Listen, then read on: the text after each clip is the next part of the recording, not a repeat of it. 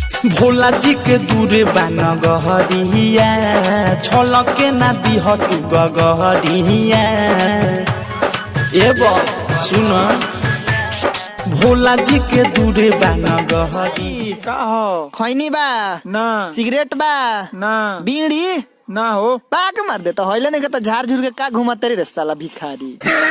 देखो ना हमरा बेटा भइल बाटे आहे लॉकडाउन में कहीं ऑर्केस्ट्रा मिलता है नहीं कि ऑर्केस्ट्रा नचवावे करल हो भाग अपना सरनिया के नचा दे हो ऑर्केस्ट्रा वाली से कम लगेले का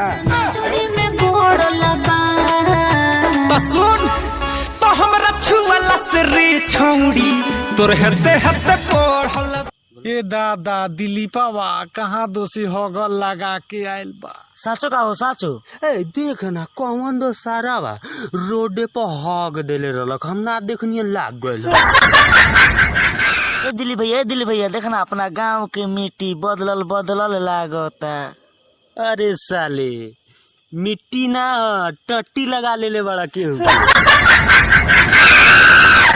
पता एक बात कही हाँ का आज हम तोरे लगे सुतल भाषड़ी वाला जो उन्हें दलानी में सुतिए ना हम तोरे लगे सुतम जबले तोरे लगे सुतम ना तबले तू हमार शादी ना करबा। का बड़का भैया लोग हमनियों को कुछ लाइक दे दी।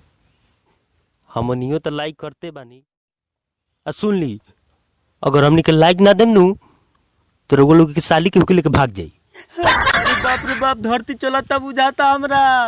ए नीरज बा धरती चलता देख देख धरती चलता पाक सारे तो धरती कहाँ चलता रे। अरे बा धरती चलता।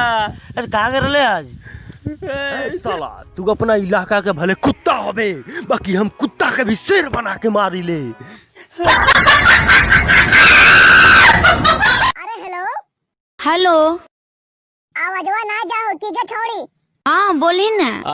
अरे हम जे बोलले हलियो उ बतिया आध हो ना तोरा। कौन बतिया जे कहले हली 5 तारीख के मिले जीवो खंडोली डैम के पास। अच्छा हाँ याद है। हाँ त हमर सब साथी तैयार भए गए तो भी चल भी। नहीं रे हम नहीं जेबो। कर दलिन ड्रामा गे यही प्यार यही मोहब्बत करही तो। ड्रामा नहीं हमार भैया आवे वाला है।